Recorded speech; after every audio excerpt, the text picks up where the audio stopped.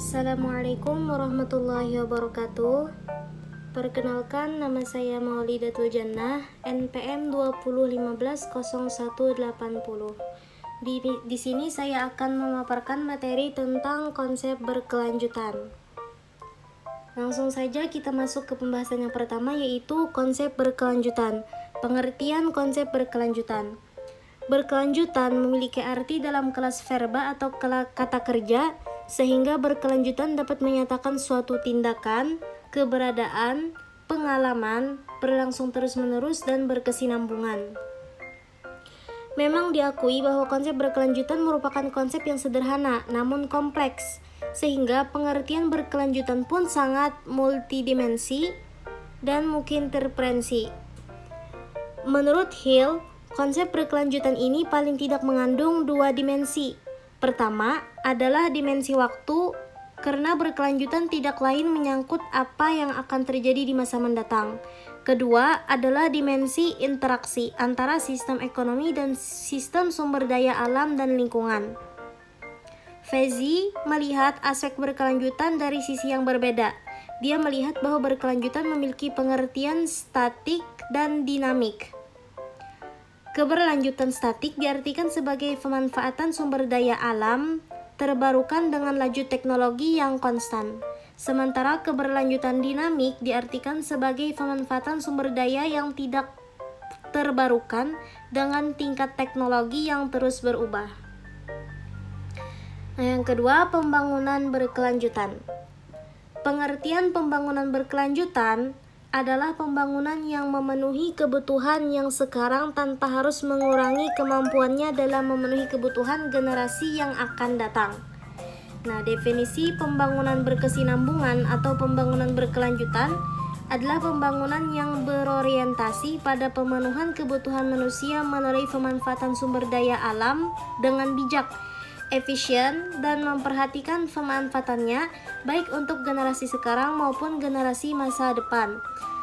Nah, proses pembangunan berkelanjutan mengoptimalkan pemanfaatan sumber daya alam, sumber daya manusia juga iptek dengan menserasikan ketiga komponen ini sehingga bisa berkesinambungan.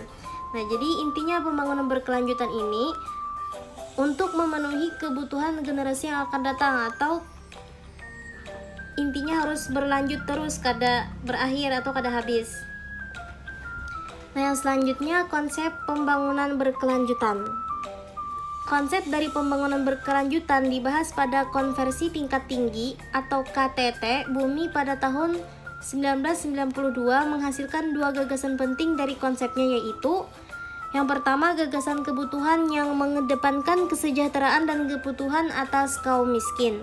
Yang kedua, gagasan keterbatasan karena setiap sumber daya alam mempunyai batasan porsinya masing-masing dan tidak bisa dieksploitasi secara terus-menerus karena harus disarankan untuk masa yang akan datang bagi anak dan cucu Anda. Nah, jadi ini tadi konsep pembangunan berkelanjutan. Konsepnya tuh seperti yang disebutkan dua gagasan tadi. Selanjutnya, konsep berkelanjutan pada aset properti. Properti berkelanjutan adalah properti dengan desain yang memperhatikan keberlangsungan hidup lingkungan. Keberlanjutan menekankan pada keberlanjutan tempat, efisiensi air, energi, dan atmosfer, kualitas lingkungan dalam, material dan sumber daya, inovasi, serta desain. Konsep berkelanjutan pada desain properti memberikan manfaat yang besar baik bagi penghuni maupun lingkungannya. Penghuni bangunan akan merasakan peningkatan kualitas hidup. Properti berkelanjutan sangat bermanfaat.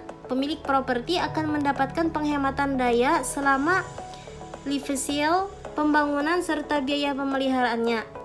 Penghuni bangunan akan merasakan peningkatan kualitas hidup. Nah, jadi dengan adanya konsep berkelanjutan pada aset properti ini, maka yang pemilik properti tadi akan merasakan manfaatnya karena sudah ada konsepnya. Nah, yang selanjutnya, penerapan berkelanjutan pada aset properti. Penerapan desain berkelanjutan harus memenuhi beberapa kriteria, di antaranya yang pertama, responsif terhadap tapak tertentu dan iklim setempat.